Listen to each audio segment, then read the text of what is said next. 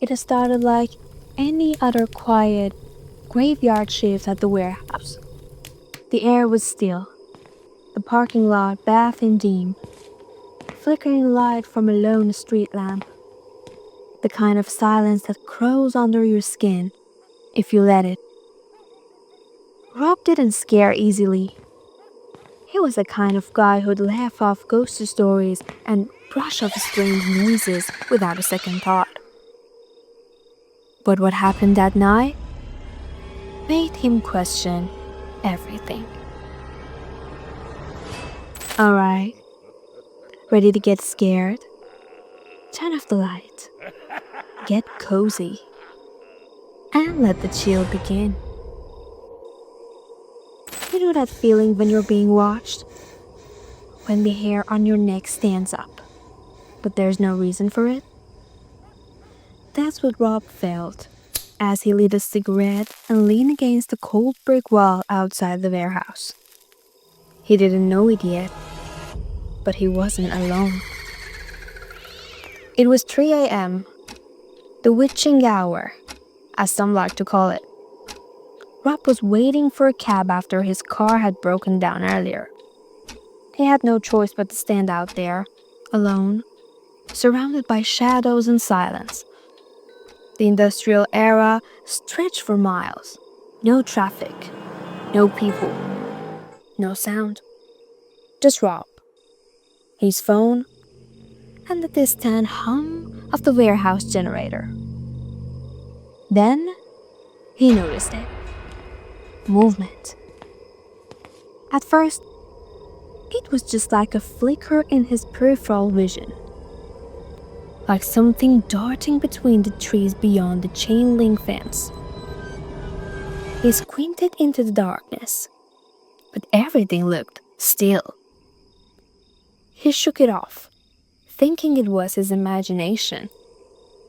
But then, about 30 feet away, near the edge of the parking lot, he saw something. A clown. It wasn't a normal clown. This one looked like it had crawled out of nightmare. Its costume was old and tattered, with a dirt-stained fabric clinging to its thin frame. The colors were muted, like it had been left out in the rain for years. Its face paint was smeared, the white cracked and peeling, and the wig looked half torn apart. But the most unsettling thing? The smile. It was painted too wide, unnaturally stretched across the pale face, as if someone had curved it there. The clown just stood there, perfectly still, staring at him. Bob froze, cigarette dangling from his lips. "What the hell?" he muttered, more to himself than anything. He yelled, "Hey! You lost or something?" The clown didn't respond. It didn't move. It just stared. Rob's heart started pounding, but he pushed the fear down. He wasn't going to let some creep in a costume intimidate him. "I'm serious, man. What are you doing out there?" he shouted, stepping forward. That's when the clown moved. Not toward him. Not away. It started skipping. The sound was the worst part.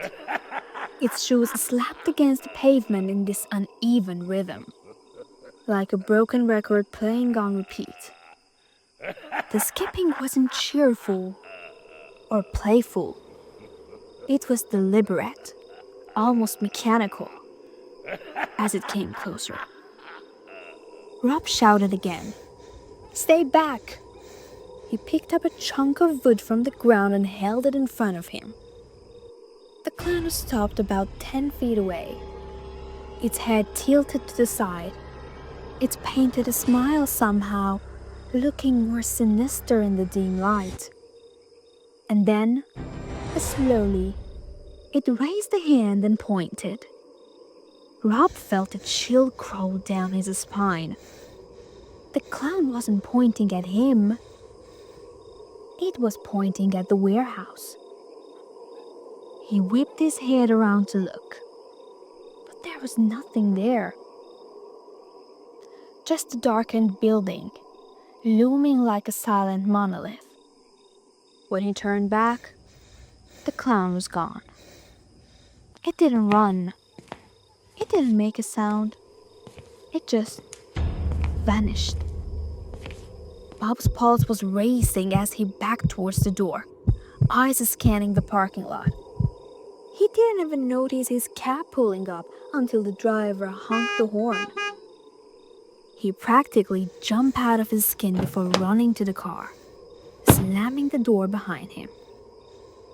The driver looked at him through the rearview mirror. "You okay, buddy? You look like you've been seeing a ghost." Rob didn't answer. He just told him to drive. The next night, Rob tried to brush it off. He told himself it was probably some drunk pulling a prank. Maybe a dare or some dumb TikTok thing. But the unease stayed with him. He couldn't shake the memory of that painted smile. When he told one of his coworkers about it, the guy went pale. I saw it too," he whispered. "Last week. It followed me to my car." Rob's stomach dropped. He thought the guy was messing with him, but the fear in his coworker's eyes was real. He said the clown had tapped on his car window, staring at him through the glass. That night, Rob couldn't focus. Every noise made him jump. When his shift ended, he walked to his car, gripping his keys like a weapon. The parking lot was empty, the air heavy with silence. Then he heard it. Skipping. His blood turned to ice. He didn't turn around. He didn't want to see it again.